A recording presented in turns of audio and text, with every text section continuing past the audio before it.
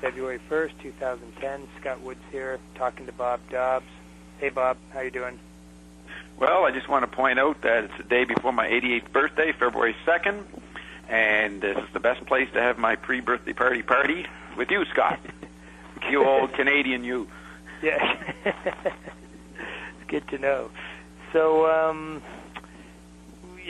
was kind of verbalizing to you, some more of my usual identity crisis kind of stuff prior to the show, and where am I going to take this conversation from here? Where are we going to go, et cetera, and we had a lot of interesting little detours of thought, even in the preamble, which we unfortunately didn't tape. But we thought we would let's try and go back to some of the Meltzer stuff, because what was actually your explanation for why you thought going back to the Meltzer stuff would be one way to approach it? Because you were mentioning something about we need an object or something to look at, or that's what you think works best for these conversations, or? Yeah, Meltzer is the best because he tackles such broad areas: art, politics, power, sex, love, meaning, culture, and he's trying to have a macro view in the mid-'60s into the late 60s, while dealing with his micro experiences of orgasmic fun with radio in the same time. And he produces a strange way of writing, which I think is a preamble to understanding the rhythms of our time. So he's the best and the only one that we can continue looking into it, like you can't stop looking in Finnegans' wake, because it's hard to get it all, and that's better. Anybody else just does straight prose, you get it, and then it's gone. But his work lives, and so we can come back in session 9 and go back into it, and there's a lot more stuff, and I think that it sparks me. Well, yeah, and it's funny because, I do keep going back to Meltzer a lot, and yet I know other people who have never been able to make it once through aesthetics of rock, and they're very well-read people in some ways. Many people have probably read a lot more literature than I have, and I've certainly until until some of your explanations of the stuff a few weeks ago or several weeks ago, I've always had kind of a really difficult time explaining back to people why I keep going back to Meltzer. And I've always been self-conscious because I think, well, maybe they think I'm just being pretentious because it's difficult stuff. So I want to say I kind of like the difficult stuff or whatever. But I have always kind of been drawn back to this book. And I guess it maybe is a bit of a Finnegans wake effect, because it's been really hard to sort of play it back. Yeah.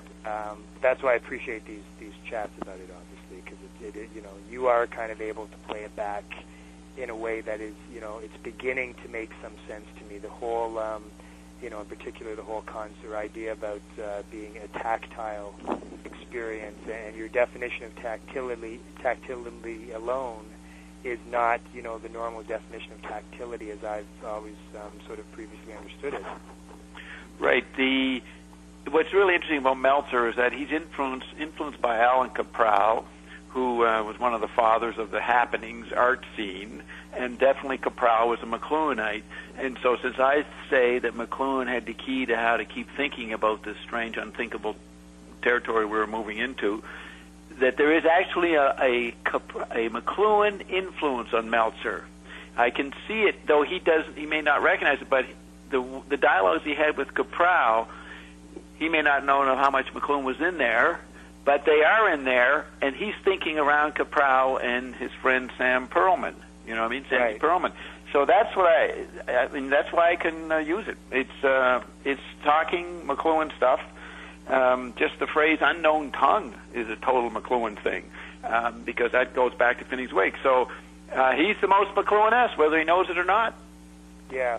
Well, and I think, as we've mentioned before, he does intuit it, at least, because he does mention McLuhan in a few places in his writing, but and just like Zappa, he wants to get around it, which is natural. He wants to get around it, yeah. Yeah. But he doesn't know that he's so not around or outside of McLuhan in what he's attempting to do contra to what he thought McLuhan was. But the point is that Kaprow would talk about ideas that justified the happenings movement he was part of, that were those theorists, those artists, they used McLuhan to support what they were doing. But they wouldn't say McLuhan, but they would talk some of the mixed media ideas that was implied by McLuhan and say those words, and that's what would be influencing Meltzer. He would. Right. He may have known Kaprow, quoted McLuhan, or may not, but it's there in the dialogue, and that dialogue is happening at the beginning of the Android meme. And so that's why this lives. Meltzer lives, because he's working with the correct sources, so to speak, the ones that have the most nutrition, the most long-lasting effect. I mean, people don't fully get McLuhan even now. Yeah. Okay. So, go to of the excerpts from Aesthetics of Rock that I sent you, Bob. Go to page 19. It's probably pretty early on. Okay, I got that. And which part?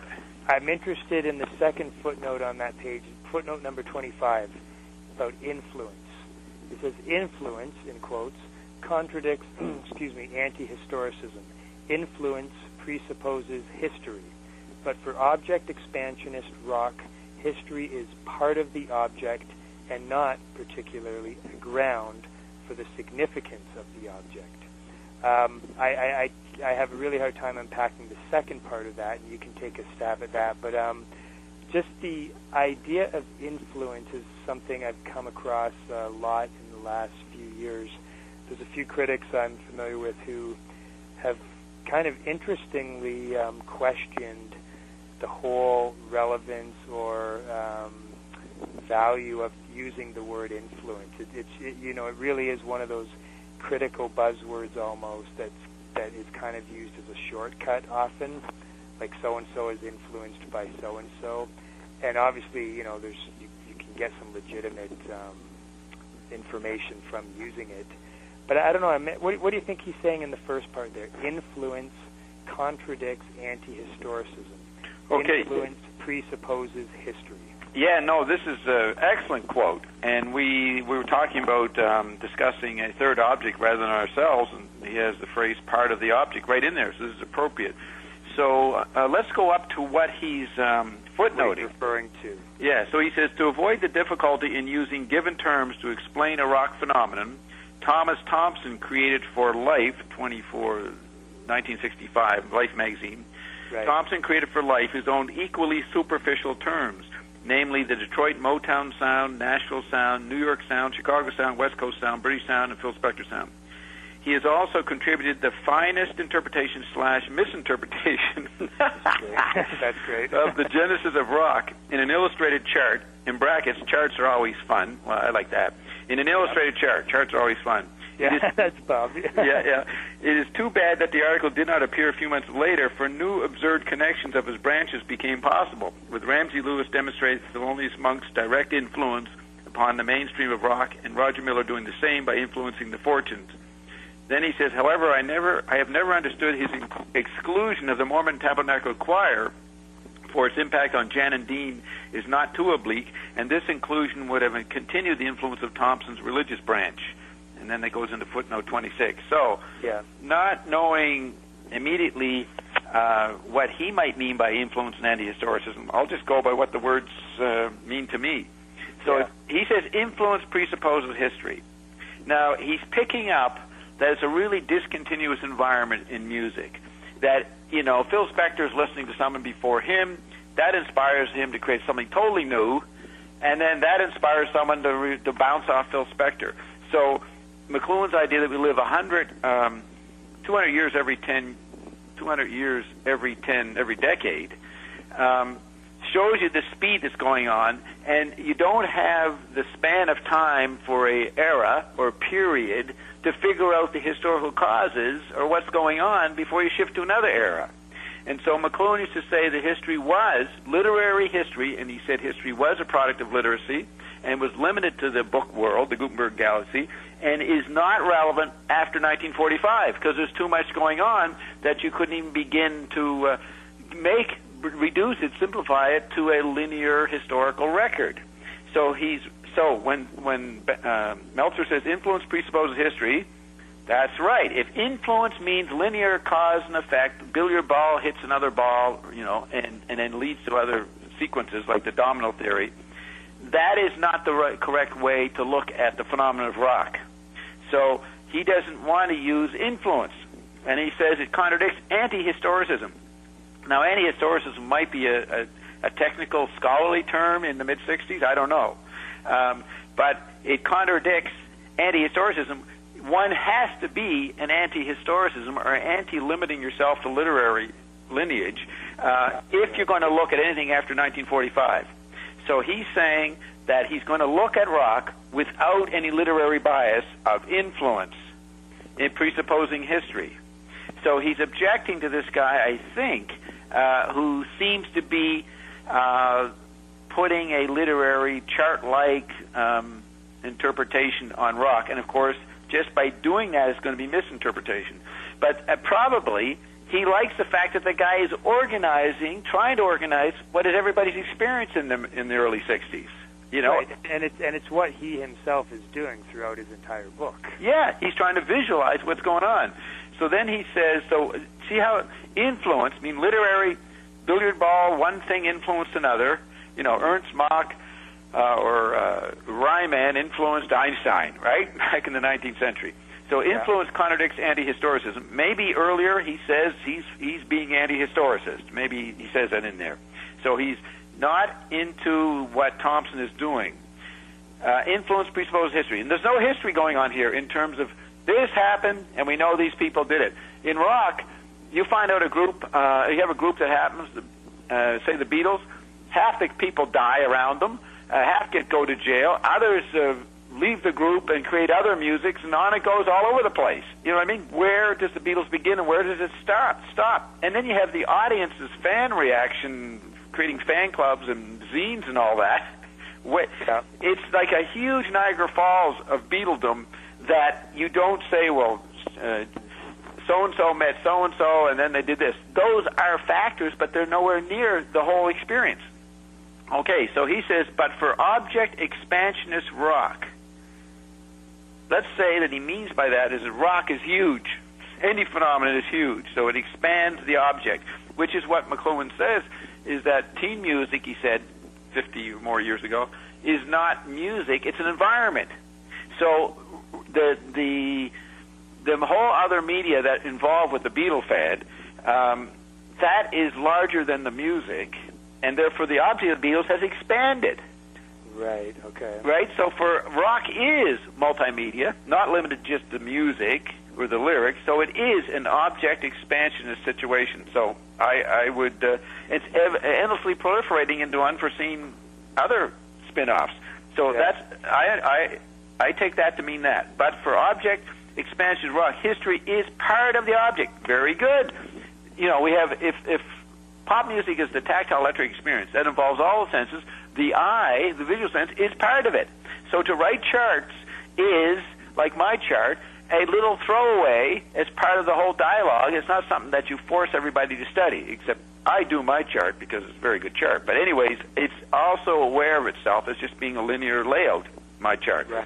So, but it is, we, especially the Westerners, we got the eye. We're addicted to the eye. We want to see a chart. We want to see a book on this. All right?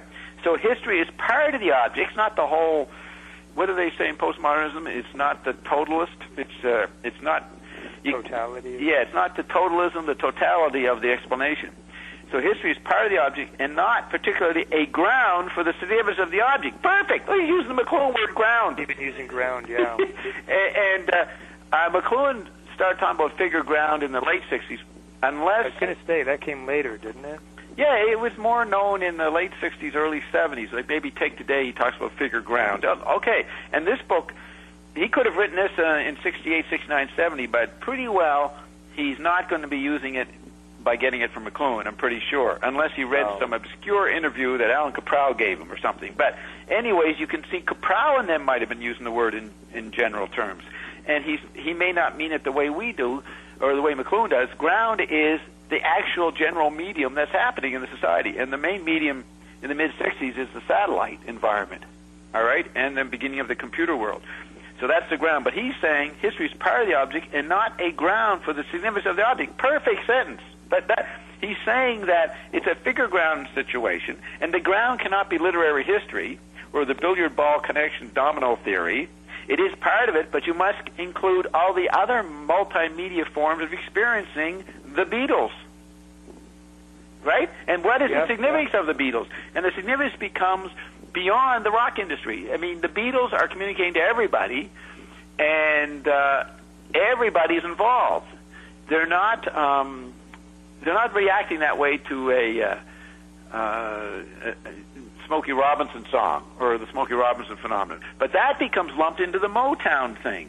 So the actual object is the city and the industrial recording studio scene that is producing all this content. And so the guy's chart is accurate to say there's the Detroit, it's not music, but there's the Detroit sound, the Nashville sound. You might have not even used the word sound. It's the New York multimedia, Chicago multimedia, because they all want to get on Ed Sullivan. West Coast multimedia, British multimedia, Phil Spector multimedia. See that? Okay, so with that in mind, I'm going to go back and read this, see if that's what he's getting at. To avoid the difficulty in using given terms to explain a rock phenomenon, so he's saying that it's pretty hard to explain something in historical or influence or limited visual terms, literary terms. To avoid that, Thompson created for life his own equally superficial terms, and McLuhan said that his terms hot and cool were superficial, cliché archetype. Any dialectic is superficial because it's just verbal stuff, and it's just a quick do-it-yourself kit thing to grasp this larger post-verbal, paraverbal situation. So his own equally superficial terms, granted, no problem with that, namely the environments, but these terms are accurate, what they're referring to. He has also contributed the finest misinterpretation of the genesis of rock in an illustrated chart. Charts are always fun. So we'd have to see what that chart is, and I bet you both Meltzer and Thompson missed the fact that rock came out of the radio environment itself, affecting movies and automobiles and all the environments of the industrial towns of the 30s and 40s and 50s. See, I bet you they don't say that as the ground. They're probably figuring out, some guy, some rock musician or early blues guy in the 40s and how that influenced Liberace, who influenced Elvis or something like that. You know what I mean? Right. And that is, you're a misinterpretation if you are trying to connect the influences, the chain of influence based on human beings' chemical bodies. That's not really the big influence. The big influence is radio as an experience itself. You see, that's what McLuhan was pointing out. Right. And what about the other technologies that I think anyone would agree were crucial? The electrification of the sound? Yeah, exactly. Like electric guitars, microphones. Yeah, microphones created. That's radio, right? That's radio and microphone, and radio, and then the microphone created the Nazi Germany. All right? Which was the first. David Bowie said in Playboy in about 1976, I remember this interview, he said he regarded Hitler as the first pop star. Right, I've read that, yeah. Yeah, and that's not a bad point, but that's a figure. Why is he the first pop star? Well, popism comes in with the fact you're living, say, 100 years every decade in the radio turnover from 1922 to World War II. You get all those blues musicians, all those records, and then all the swing bands, all this stuff. Each person is a pop phenomenon for a short time, right? Yeah. And then it becomes politicized, and Hitler comes on and uses the new media to rant on stuff that's not within the literate decency of traditional propaganda. It's just thuggery and just stirring up the tribal emotions. Different. It's like a rock and roll concert, like Nuremberg, the famous movies. So what we mean by pop is electrified. So Hitler was the first electrifying politician. So what does that make? This is getting off base, but what is that, or off topic? But what does that make? What do you say about FDR in comparison with Hitler? Because he used the radio medium. Yeah, he was the first electrifying politician in America. What's really interesting and useful is the way McLuhan looked at these different radio icons. Churchill, Roosevelt, Hitler, Stalin, and there might be someone else in there. Maybe Eva. What's that woman in Eva Peron? Yeah, but that's in the 40s. Evita Peron. Yeah, but that's a little later, but it's still later though. Yeah. But they're just getting radio. You know what I mean? So right. They're getting radio later, so to speak. Okay, so he said that the British and the Americans, being literate and industrial, were not able to respond with the group mind, because it was individualist and fragmented, to the radio tribalism, to the radio tribal drum, as much as the less industrialized Japanese, Russians, and Germans, because radio retrieved their tribal emotions because they weren't as fragmented and individualized via the literate medium that Britain and France were. Britain and the United States. So then McLuhan said that's why in the early 30s Japan and Hitler felt superior to the anemic British and Americans, because they felt the power of their tribal population and were able to ride on the confidence of that for 5 or 6 years, and the British and the Americans were playing catch up. But you look at Roosevelt knew that radio was important, but he did fireside chats, decent literary verbal conversation. He didn't rant on about like Hitler did, right? Right. Yeah. But it was very charismatic for illiterate people to have someone speak to them. He spoke in proper Americanese, literary Americanese. We don't mean by literary that they were great novelists, just living in the industrial, fragmented, literate newspaper world. So you can see the low-key politicians of Britain and the United States compared to Hitler. So that's how you look at this. And so and part of the radio caused Hitler to overreact, because the music that came out of America, jazz, became the global Esperanto, unified cultures all over the world. And Louis Armstrong and these guys are playing in Europe in the 20s and 30s. And just like France hates Disneyland and McDonald's today, the Germans, for all kinds of complex reasons, including the humiliation of losing World War I, so they're already feeling less than and inferior. But anyways, they've got this invasion of this alien culture and rhythm coming in on the radio environment. That's going to make them tribally paranoid. So radio actually caused the whole complex of anemic literary reaction, tribal reaction, and then led to war. So music is a subset of that. The jazz world, you know what I mean, is a subset of the effect of radio. That's the ground. That's how you find the significance of jazz in the ground. So the significance of the object jazz in the ground of radio. Okay. And then you look at what they had the Copenhagen Conference in physics. Quantum physics starts coming in. They're trying to visualize what can't be visualized. So they're responding to the non-visual landscape that radio brought in. So you go across the whole culture. So here's Meltzer's dilemma is, if he read McLuhan, he would go beyond rock criticism and he would look at physics and all the different phenomena that's part of the ground. And so why is Einstein significant and someone else isn't? Because his ideas resonated with the new radio effect. But because he's just a young person, loves music, he's going to try to put everything of this new figure ground analysis into music. But he's aware that he can't limit it to the music. And that's basically what he's writing around, that dilemma. Right. You know what I mean? He was forced to specialize in his appreciation of rock, and he also had the misfortune of being the first to do it almost, and therefore he's stuck with the cross to carry, right? Because he started it. Started on a deeper level than most people were doing, if they were doing anything. So, okay, so we get to but for object. Okay, so he's saying, you see what he always has to go both ways. We can't use history, that's literary, and that's not really going to deal with the new electric environment. But we have to include it. Right. But we include it as part of an inventory of other things, which would be the other senses. Right. And when he says, and not particularly a ground for the significance, do you sense from what you know of Meltzer in this book that he understands the ground, or are you saying he doesn't?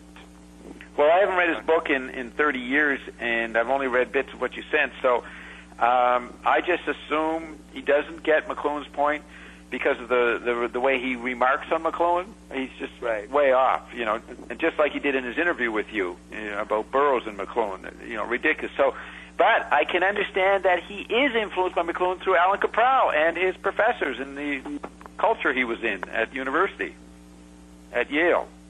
Yeah. Okay, so he goes, but for object expansion is rock, history is part of the object, and not a ground for the significance of the object, and not particularly. See, particularly is, again, pointing to a little specialist eye phenomenon, using the eye. The eye picks out little details. And not a ground, not particularly. He can't even say that. See, so he's being tactile. He's shifting back and forth among the five senses constantly. That's amazing. And that's why you can't, which is exactly what Finnegans Wake does. That's why if you're looking for the point Finnegans Wake is making, or its attitude or its position, point of view, it ain't going to work, because Joyce is showing you the process of tactile perception you're going through, because the electrical environment enhances that. And that's exactly what Meltzer is sort of intuiting. Okay. That's why he says not, and then he has to say not, or he has to say Thompson has a fine interpretation / misinterpretation. That is the correct way to talk about this. You always cancel what your printed word is pointing to, because that limits it, makes it too particular. And is that one reason why criticism can be inadequate when it's tied solely to value judgments? Yes, and to one object, to one thing. Do you like the new song by so-and-so? Right. And, who's hearing the song? What's going on in the culture at the time? Did suddenly, what's that famous guy in Austin, Texas? It was one of the first snipers, August 66. He started sniping from the University of Texas campus from a tower and, killing people. That was the first public terrorism, one of the first in American culture. That becomes a big issue. What's going on there? So what song resonated with that news event right at that point, accidentally? You know what I mean? Right. Okay. I think of in my diaries in And/or Means Anachrony, I talk about the week that Kennedy is assassinated. I think it's the song "Crying." I can't remember who did it, and it totally fits the mood that America's feeling that weekend. And it becomes a big hit that week. But if the Kennedy assassination had not happened, that song would not have been noticed. Yeah, it's funny. I often, when I'm thinking of a large world-scale event or something, I actually turn to my Billboard collection to see what was #1 that week. No, that's the way to do it. I do that myself. I had one of those record lists from Chum in Toronto. They right. The Chum chart book or whatever. Yeah, you got one of those? Yeah. Okay. It reminds me of the little dialogue in Lumpy Gravy by Zappa, where one guy goes, "You did that too?" "Yeah, I did it." They start laughing because they both match on that point. "You did that too?" I thought I was the only one, yeah. Yeah. So take this new phenomenon, pants on the ground. Right. Somebody told me that they were shocked that the guy who did Pants on the Ground, which was, look at this, talk about mixed corporate media, interruption, half amateurism, and this guy did an audition, didn't even get picked, but he becomes the biggest phenomenon because of his audition. Do you know about it, Pants on the Ground? Yeah, a little bit, yeah. Yeah. Well, he got to walk or do the carpet at the Grammys last night. Somebody was shocked that he was... Yeah, my friend James, I do cash flow. He said, "Did you see that guy? He made the Grammys." That's been a bit of a trend on American Idol. The little bits I've watched of it over the years, and I always kind of keep a little bit of tabs on it. I think only one season I actually kind of watched it, to see who would actually win. But it's often these little side shows. Yeah. That often end up being the main event in the public imagination. Like there was that other guy a few years ago, just this kind of totally crazy, I think he might have been East Indian kid or something. Sanjay, I think was his name. Yeah. And had, crazy mohawk and stuff. He was the person who was talked about by far the most throughout the entire season, and even after he was booted off. Okay. So, it's the sideshow effect is more like. Talk a bit about that. I don't know. Is that like the white elephant kind of syndrome? No. It's the tactile. The tactile is not any particular thing. It's the whole ecology, the whole field, and so you have industrial big brother centralism, what Orwell calls 1984, coming in the 30s. And then by the 50s and 60s, the electric effect of television and computers and satellites decentralizes the culture. So the culture is oscillating between centralist images and decentralist, and that tension is constant. So, for example, today, or maybe 10 years ago, why did Harry Potter books become popular? Because they offered a centralized image for the eye during the time of the Internet when the eye was getting fragmented into everybody's little computer matrix tube. Okay, so you have people, they understand as you go away from the center, and then you come back to the center. And then you go back and forth. So you're always juggling it. And then you have different parts of the population doing the centralist or the decentralist or different age groups all at the same time. And so when you have the American Idol, and that's so late, that's a homeopathic replay of a replay of the fame thing that's been going on for most of the 20th century. Right. So you centralize on a champion, but people are bored with the champion, the centralist effect. So what is the decentralist parallel operation that goes with this? The sidebars, the side digressions. Yeah. And both are spiraling at the same time. What did Zappa do? He did that song Eccentrifugal Force, I think it was. Eccentrifugal, very good. You could say centrifugal is moving away from the center. That was the trend in the 60s because of the satellite decentralization. All the counterculture and all that. The 70s was considered by Lester Bangs as the bland-out generation and the bland-out decade because it moved back to a centralist motif. And Zappa is saying that. Eccentrifugal force. I think it's spelled F-O-R-Z. And so the 70s, he does that song in 73, 74. I think it's on apostrophe. He's pointing out that where the fragmentation that was happening in the 60s has been bounced off by tendencies towards centralization, where all the students went back to university in the youth culture.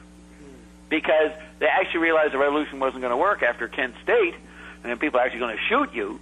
So, and Vietnam was winding down, so people sort of went bland. And then there's that natural tension because America's built on a centralist literate bureaucracy. You're going to keep that meme going, but you can't hold it. You know, Yeats's line, the center cannot hold. What rough beast slouches toward Jerusalem? Well, that's always worked out in people. How much are you going to let it ride and decentralize and fragment? How much are you going to allow your family to not have dinner together at the same time you want to maintain the icon of the family? That's just a technical problem, in 30 years ago. So that's my point is you're going to... Because the media need conversation. Okay, so you focus on the winner. What's her name? Jennifer Hudson? She won. Yeah. I saw her. She was at the Grammys or something. She was a runner-up one year, I think, and then she ended up being in a movie or something. Yeah, Dreamgirls, and then she becomes famous for that. Well, I saw her in some image in the news the other day. She was doing something at the party before. Somebody screwed up. Mary J. Blige screwed up at the party, the pre-party. Okay. Because she chewed out her band right in front of everybody, but they had pictures of people there. So you have the focus on her, but she's just a bland person. You can't talk about her for an hour, so you got to talk about all the side things, and then you hope some bizarre thing like Pants on the Ground happens to fill in the time. Because remember, you're ultimately just providing content for the big the televisual industrial vacuum cleaner that cleans up the vacuum. You got to provide content. So that's always going. So the object, it's just incredible how accurate Meltzer's writing from my point of view, but he might not even agree with my interpretation of his own words. You know what I mean? Yeah. No, but the words are there, and we have the right to interpret them the way we want to on the centrifugal level.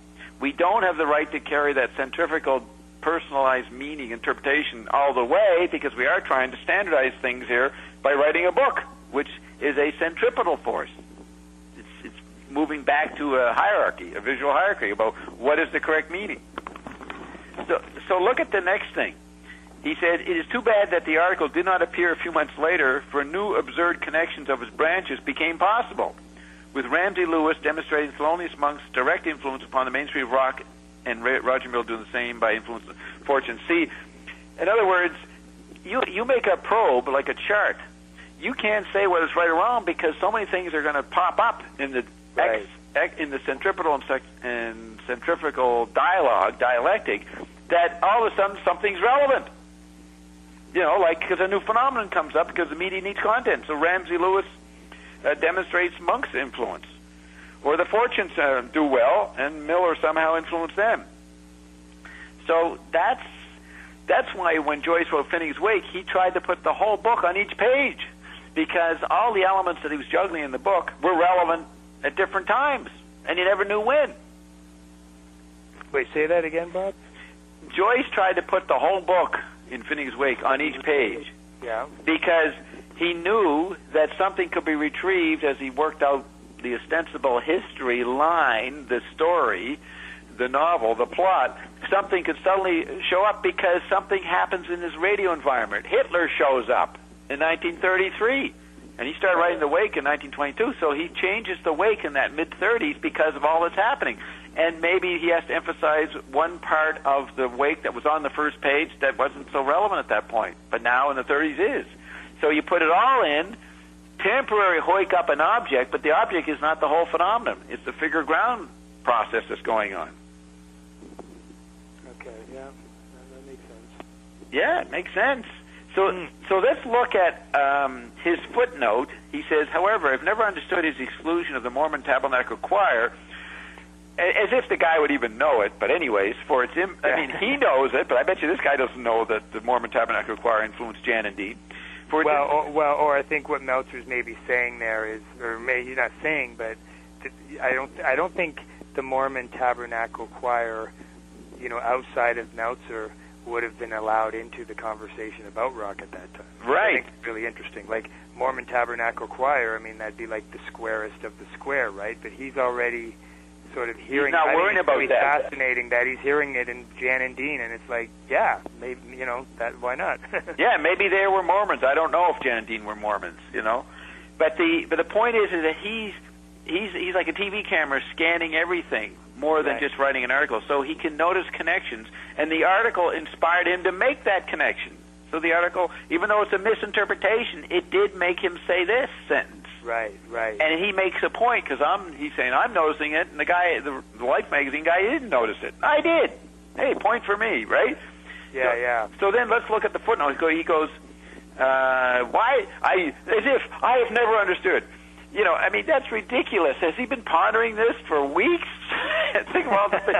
I have never understood why Scott missed the Christmas break. I just don't understand how he missed our Christmas show. You know what I mean? I think he's taking the piss a little bit by saying that almost. Well, that's the put-on aspect. Yeah. Like I've never understood his exclusion of the Mormon Tabernacle. Yeah, I've never understood that. That's funny. Like, he's actually like if he was saying the Beatles or something, then it wouldn't be funny. You'd be taking him seriously, but. Right, and he's stoned, and he suddenly gets that little humorous glint, and I'll write this, because like, how dare he not bring in the Mormon? Yeah, he's reading some paper by Allan Kaprow, where Kaprow says, I've never understood why Picasso didn't screw Braque, George Braque or something, and he's saying, how silly this thing to think about. Well, I'm going to use that. I'm going to claim I never understood, under the popular he adapts it. So he says, for its impact on Jan and Dean is not too oblique, and this inclusion would have continued the influence of Thompson's religious branch. Now, the exciting thing is we don't know what the heck's going to be said in footnote 26, so let's see where he takes us, because it's going to be weird. He goes, also lots of real influence by pop Protestant music. Now, that's Vestal Goodman, the gospel thing I've been sending out last week. Right. Lots of real. And I like this footnote a lot. Actually, read it. I've read it many times. Actually, many times. You've never understood why Meltzer did footnote 26. You imagine you have a job interview, and maybe your job is to be in touch with the public, and you're supposed to express awareness of the public's concerns. So they say, well, what are you concerned about? Well, I've never understood why Meltzer on page 19 talked about Protestant music. I've never understood that. Yeah. Yeah, exactly. Use this. Yeah, you put it in your resume. Yeah. Also, and the humor here is that we are involved with so many things in our, quote, busy lives that actually you are thinking about what you process in the car when you're driving to the job interview, and then they got to be a job interview person, but you're actually thinking about what the DJ said in the car as you left to go to the interview. You know what I mean? Yeah, exactly, yeah. Now, 100 years ago, nobody was processing what's coming over the air when they go to the farm to beat up the cow or something. You know what I mean? We have so many, which I call bodies, happening in us. Yeah, and sometimes I'm actually cognizant of that in the respect. I mean, I'm often cognizant of it, but in the respect that it will cause a little bit of an identity crisis sometimes in me, because I'll be thinking, like, fuck, I shouldn't be. Don't get diverted by this song or something right now. I'm supposed to be thinking of this. Or something. Yeah. I literally will go through that, and it's like, oh, well, whatever. It's like, it's there now. It's too late, kind of thing. Right, and I think that's why a lot of people are irritable, and why they got to take whatever those antidepressants are. They need it to focus. Like, I wish I could just sit and enjoy this song for 20 minutes. No, I got to go back to work. I got to do this or that. I got to go back to my chemical body. And that so many conflicting desires going on all the time that you'll become an irritable person. Yeah. And then you'll be too irritable, so then you got to take some antidepressant to calm you down, or some Quaalude. Yeah. Okay.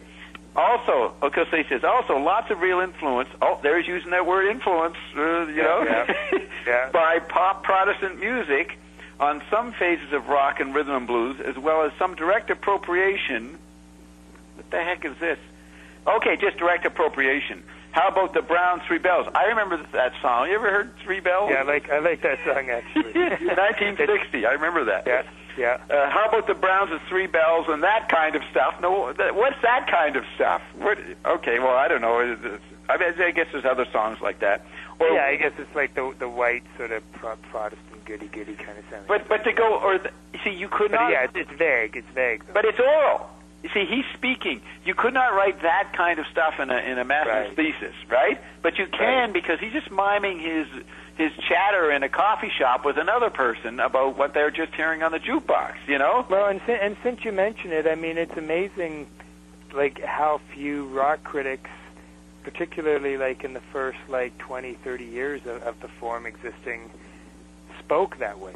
That's why I guess most critics, when they're reviewing Richard Meltzer, writing about Richard Meltzer, they often comment on the fact that the idea that he writes, they say he writes in the spirit of rock itself.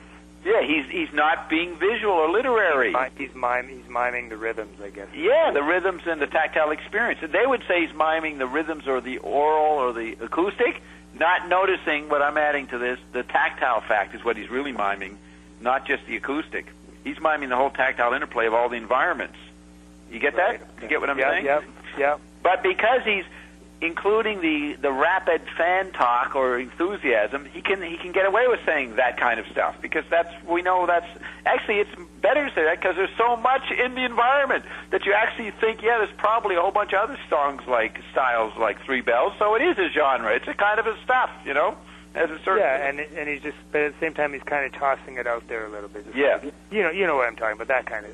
There's no need to waste too much time on it now. He's always oscillating between okay, back to your point about these guys for 20 years are writing because they're trying to write. They're trying to be writers, and they don't know writing doesn't deal with dancing architecture called pop music. Yeah. You know what I mean? So he's always oscillating, being very tactile. I'm writing, but I'm not going to limit myself to the literary view of the object. I'm going to include the acoustic and unconsciously the tactile and constantly mime that. That's why it's better than anybody else. It's more involved. Right, and Bangs is the other early critic who did that too. Yeah. You felt you were listening to him while you read him.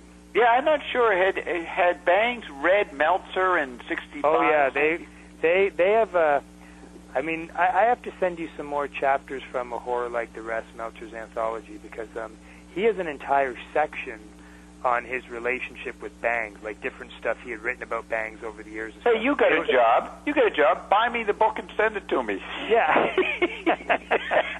I'll tell you what, I'll photocopy it while I'm at my job. How about that? Yeah, the photocopy is just as good. But your point you're making there, when does Bangs start reading Meltzer? Is he into Meltzer like 66, 67, really early? I wouldn't be at all surprised if he was, because Meltzer was writing for Crawdaddy. Right. Crawdaddy started before Rolling Stone. Crawdaddy, the first issue, came out in 1966. Yeah, I know the magazine. I don't know if Meltzer was right in the first issue, but he was there pretty much very early on, if not from the very first issue. And I think most people didn't have a clue. Well, even Greil Marcus mentions in the introduction to Aesthetics of Rock that he and I think most other readers just assumed Meltzer was joke, like it was just a joke. Yeah. But I'm sure Bangs would have been well familiar with him by the time the book came out. And I think, they definitely had a relationship, and I think, Bangs was much more vocal about being a big fan of Meltzer than the other way around. Meltzer was a Bangs fan, but he was also very critical of him. But Bangs, I think, is even quoted as saying, just read Richard Meltzer. If you want to get it, read Richard Meltzer. Oh, okay. I think there's a quote to that effect. Okay, so Bangs would have been reading Crawdaddy when it first came out. Oh, I believe. I mean, I'd be hard-pressed to believe he wasn't reading it. I mean, it maybe didn't have as good distribution as Rolling Stone, mind you, and Bangs lived in San Diego. Somewhere near San Diego, El Cajon, or however you pronounce it. But the first time I read Bangs, where it was? Where? It was 69 or 70. It was written there, and my friend Steve gave me a copy. Who Put the Bump? Oh, yeah, Greg Shaw. Yeah. And Greg Shaw's magazine. Yeah, that was his Trogs piece, probably, right? Yeah. I remember Steve says, you got to read this, and that was my first acquaintance with Bangs. And I visited Greg Shaw's place around 1976, 77 when I was in L.A. one point. And, really? Yeah, went out to his warehouse where they were selling records or something. They were he had a label, that's right. Yeah, early version of Rhino Records or something, right? That's right. He's like a power pop sort of label, sort of tied in a little bit with the new wave scene, but not fully of the new wave scene, kind of a retro sort of aspect to it as well. Right, so I'd walk in with the new formula to understand everything, and nobody cared, which I expected, but so I never connected with them. I mean, I just checked it out, saw it, would look at Who Put the Bump. It became a little slicker by that time, and check it out, but they were all failing from my point of view of how to really make this revolution work. So, but I kept that to myself. Greg Shaw died 5 or 6 years ago, I think. Did he? Years ago. Yeah, we did a big sort of feature on him in rockcritics.com when he died. Yeah. Well, here's another funny thing: is that I didn't make an effort to follow his career, but I kept bumping into it. The guy who started Crawdaddy, Paul Williams. Yeah. Yeah, and I always bumped into him, and he. I don't know, somebody sent me an obscure magazine literary thing in the early 80s, and he was running it or writing for it. But, it's interesting where he became, he sort of in the 80s just put out this fanatical Dylan newsletter or something. He did a lot of sort of very odd things, actually. Yeah, he's written a lot about Dylan. He got very much into, I would almost want to, if I had to stick a label on it, it was almost like a new agey. Yeah, I think kind of a very early new ager sort of thing. And he took a lot of flack from rock critics for that, and I get the feeling some of the writing was actually kind of bad, but. Yeah, no. Here's the way it is. He went into a hippie commune or something like that. Yeah, that's what it was. He did. He literally retreated to a hippie commune. So he and Meltzer both split the scene at the same time, and Meltzer stayed in the city, and Paul went to the country. And I've got a piece by Meltzer. I went on eBay about a year and a half ago, and I just thought I'll look up Richard Meltzer, see if anyone's got anything for sale. Someone was selling virtually a scrapbook full of material of Meltzer articles. It ended up being a bit of a rip-off because they're all photocopied, whatever. But I bought the thing, and there's a piece in there, and it's Meltzer, and he's lacing into Paul Williams quite viciously. I think it's one of his kind of new agey books from the 80s or something. And Meltzer is almost he's writing about it with such disgust almost. This guy is You know? I know. And he's like he's one of the pod. He's almost like he's one of the pod people or something. That's right. Almost the tenor of his piece.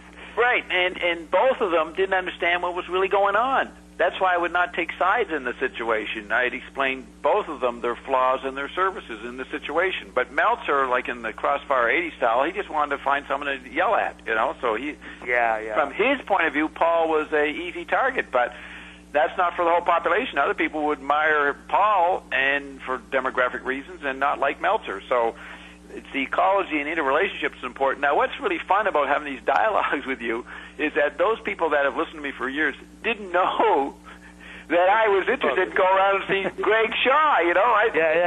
Mike Dyer on CKLN never brought that out of me, even though he was a music connoisseur. He didn't bring that, but I could have gone into it. And, so that's what's fun about, you bring up all this part of my life that nobody knows about.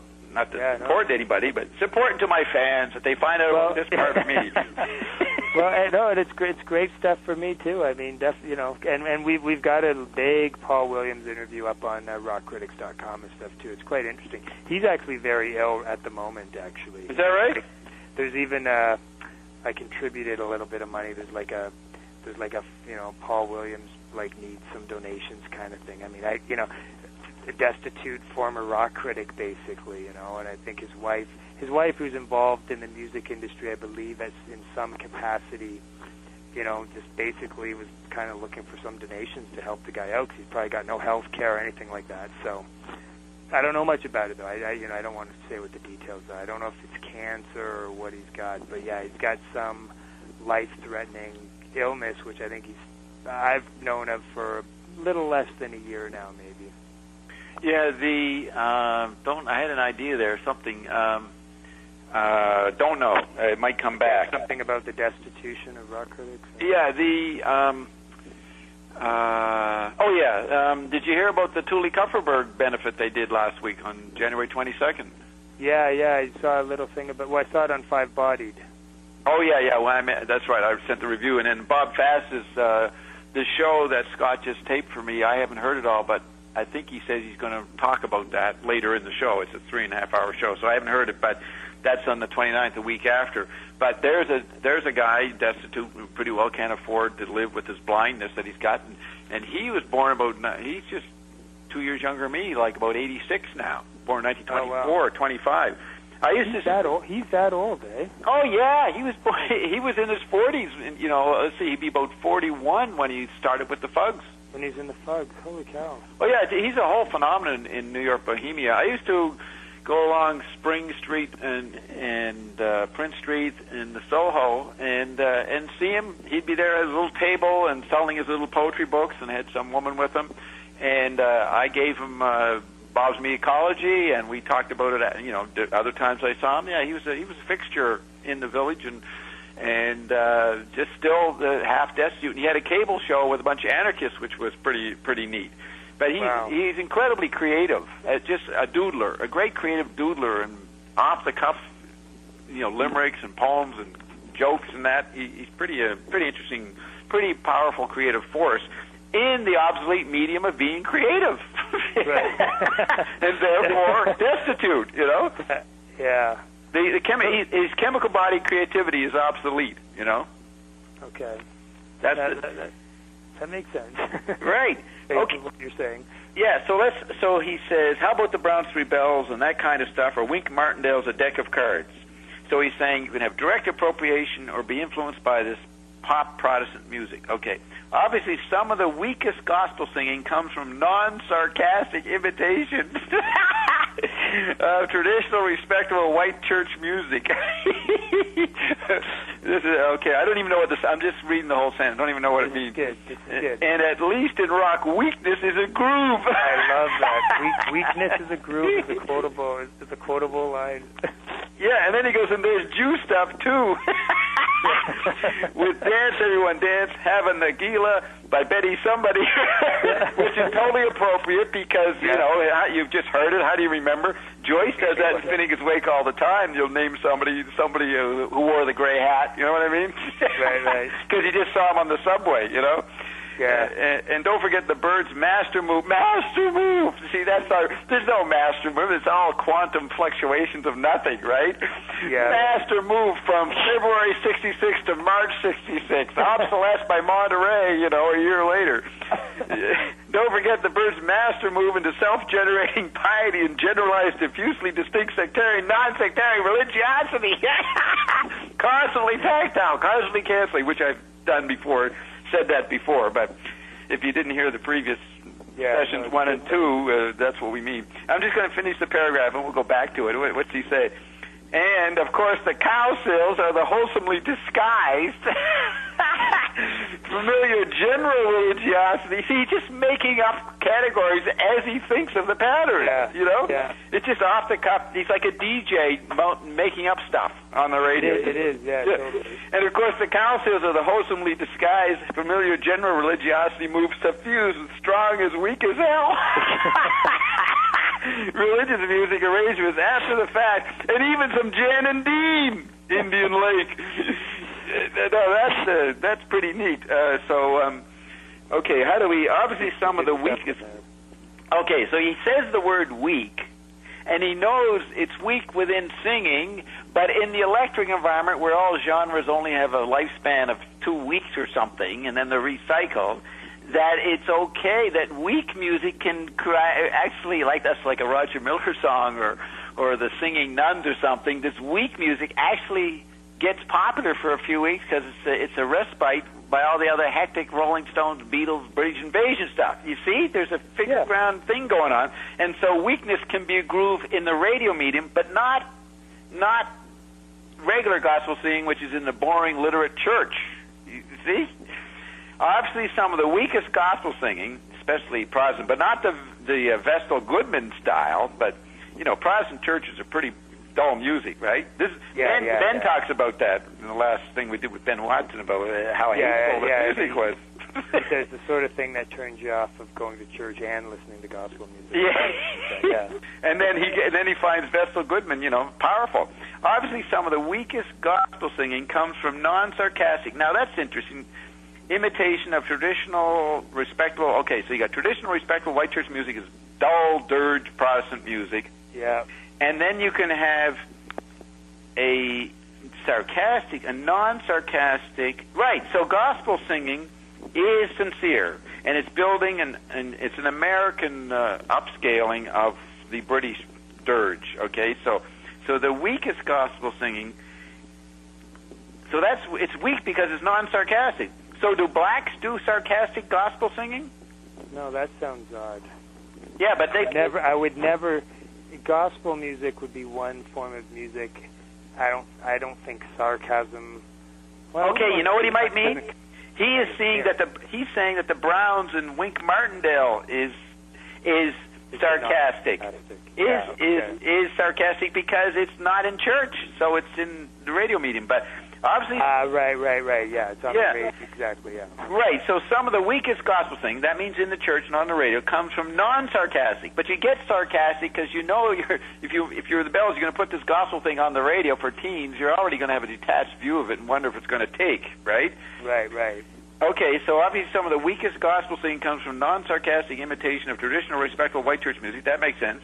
And at least and weakness is a groove. Yeah, see, it becomes at least in rock. Yeah, when it gets on the radio, weakness is okay, and that's why Three Bells becomes a hit. It's weak, but it's sarcastic.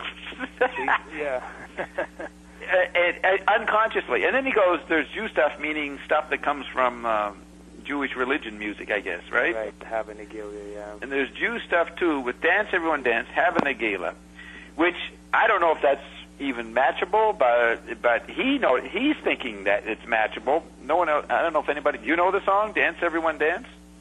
Well, no, but I mean, I assume with the Have a Nagila in brackets, it's something to do with Have a Nagila. I don't know.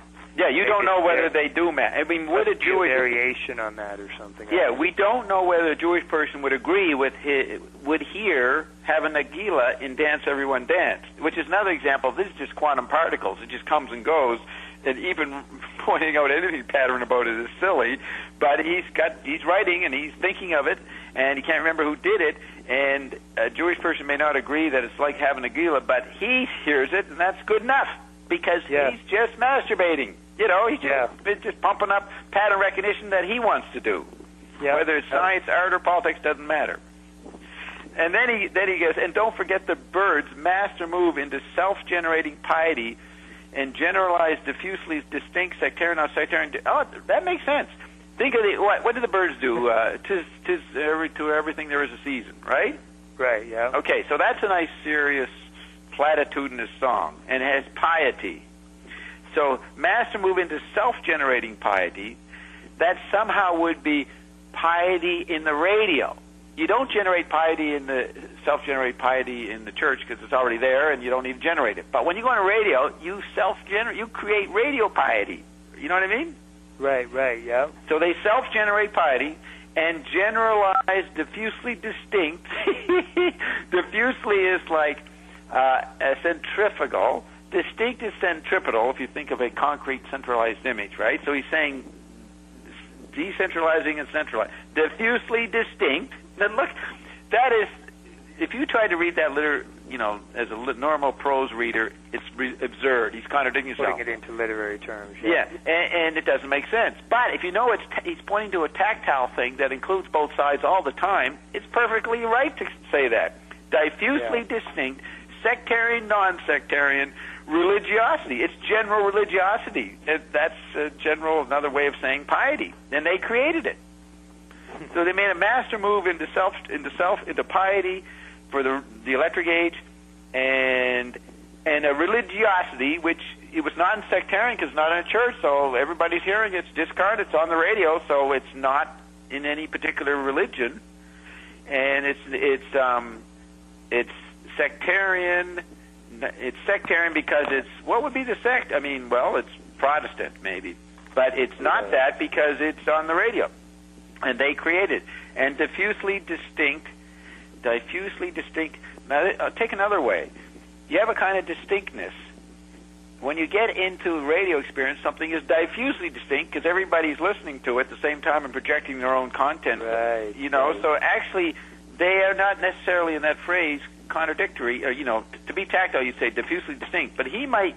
Let's put the two words are together on one side, qualifying what it is to be sectarian, not sectarian when you're on the radio. So again, he is coming up with describing the discarnate experience and the consumer's response, which is what McLuhan was all about. See? It's obvious. Okay, and then he goes in, of course, the Cowsills, which I remember, what they were, a group for 12-year-olds or something, right? Yeah. And, of course, the Cowsills are the wholesomely, that means young teens, disguised, familiar general religiosity move. Okay, so he's established a category called general religiosity, which is do a sectarian gospel song on the radio. It's automatically generalized because all different kinds of religions are hearing it, right? Yeah. So generalized religiosity. So he's saying the Cowsills are disguised familiar. So they're disguised birds for the wholesomeness. Move suffused with strong as weak as hell. Yeah, in other words, strong because they're. In other words, he's saying the same thing about the Cowsills that he was trying to say about the birds. They moved in the radio environment. They're doing radio religiosity, and its weakness is a groove, like the Browns' three bells, and the weakness brings in the piety, and it's strong. That's weak as hell, but when it's on the radio, that's good. So it's strong, weak as hell. So actually, right. It's strong, weak. Yeah. And so maybe the strong as, he shouldn't say as, just strong, weak as hell. Maybe the as is justified if he means another meaning than we're getting right now. So that totally makes sense. The Cowsills are the wholesome for young kids, disguised familiar general religiosity move, suffused with strong as weak as hell religious music, arrangements after the fact, and even some Jan and Dini Lake. So I think we got enough meaning out of that. It makes sense. So he's trying to describe influence. Remember, this is all about vague corporate mixed media, different genres in the radioelectric effect. Where is the string of influence? He's showing how there's resonances. its influence. He should have said also lots of real resonance by pop Protestant music. Resonance is a more understood word now rather than influence, because he didn't mean it. So that was really good. Now, let's see. He ends the paragraph by saying, a similar disappointment, huge disappointment. He was depressed for weeks. A similar disappointment is his exclusion. Now, what would be part of the disappointment? Which is, this guy got paid to do this erroneous chart, and I could have done better, and they don't even know who I am. So that's really what he's disappointed. The wrong guy's getting attention. A similar disappointment is his exclusion of the Pacific Ocean's effect on surfer music. Okay, a connection which Trini Lopez has claimed to be evident in surf guitar imitations of the rolling of the surf. Okay. Yeah. Imitations. So in terms of influence, he's saying he didn't include the geographical influence for the West Coast sound. The actual natural effect. Well, right? The surf, but the very last part of the surf. Yeah, he's not ascribing West Coastness to it. Yeah, he's saying Thompson's West Coast sound. We don't know the details, but left out the effect of the geography. Now, you know why that would be missing? Because actually rock music is all about the effect of cars and living in industry in the cities. I've cited this before. Barry Miles, in his book on Zappa, he said that for him, Zappa's music, the strange Zappa music, is natural if you understand a life driving around in L.A. with all those highways and the billboards and all that interesting, great L.A. experience. The rhythms of that will come out in the rhythms of Zappa. The rhythms of Zappa echo that. Do you see what I'm saying?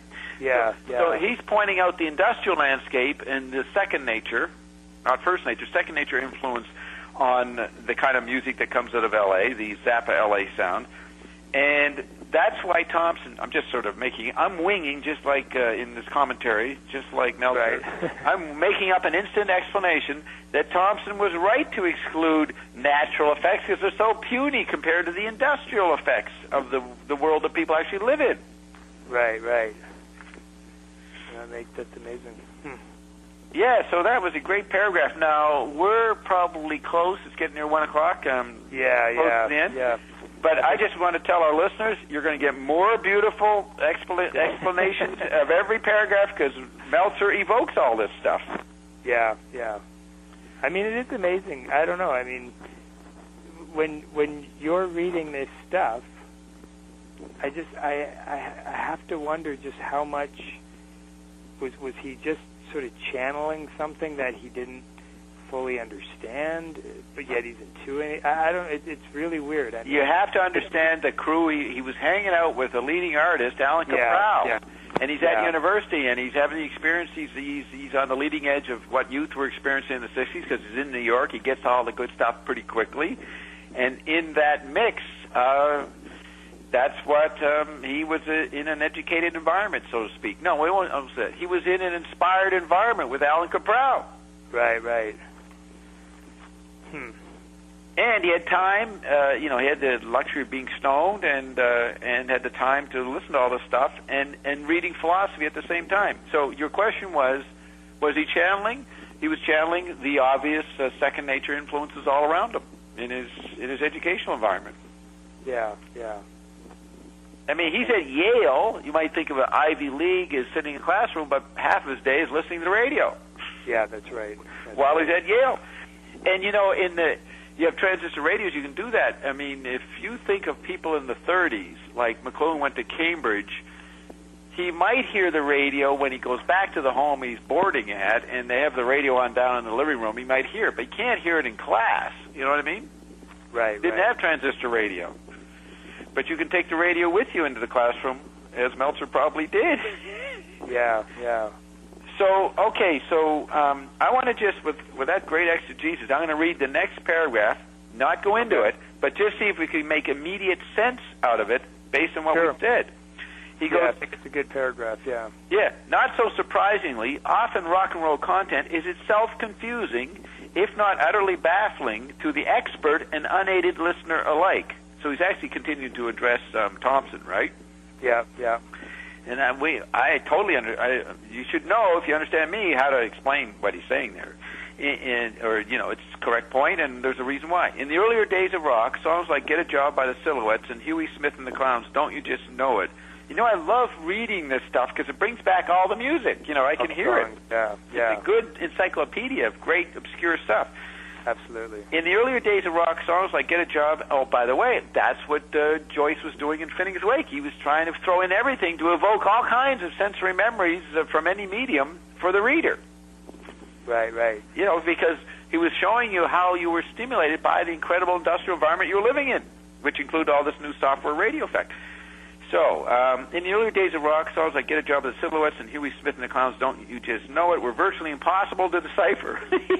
Well, who cared? They were dancing to it. You know what I mean? Nobody was trying to decipher them. As a matter of fact, you can't decipher Finnegans Wake on the surface. It's unreadable. And McLuhan said, that's good, because that's Finnegans Wake miming how people were responding to the lyrics in rock and roll. It was more precise in the 50s, because it was still literary, but by the 60s, you couldn't hear half of it. You might, if you're tuned in, stoned, you might hear it, figure it out. But it wasn't important to decipher just the verbal meaning.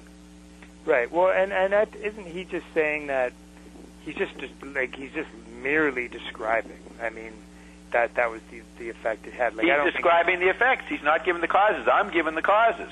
Right. But I don't think he's putting any slant on that at all. Well, what do you mean? I don't know. He's making a point. Let's see what the point is in this paragraph. Okay. He's putting a slant on it. Okay. Yeah, during the same period appeared the Coasters' Searchin', replete with references to Sergeant Friday, Sam Spade, and Boston Blackie, particularly enigmatic, although more easily deciphered.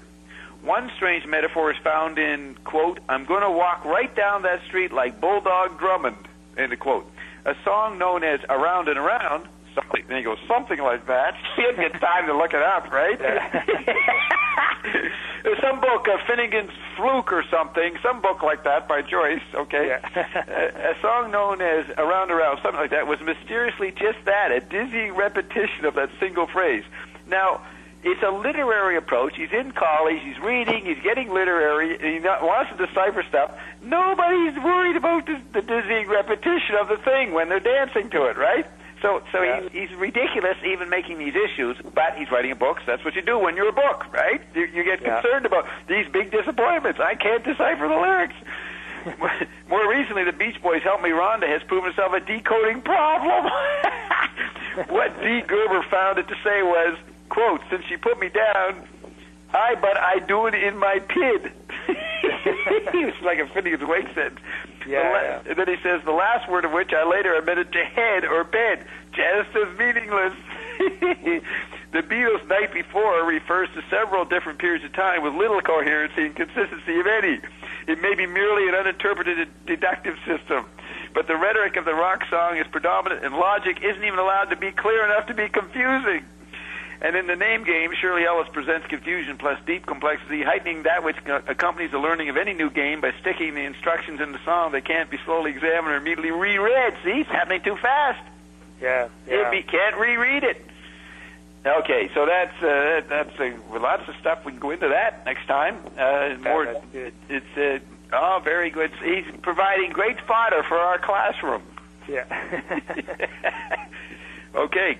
No, that's very true, yeah.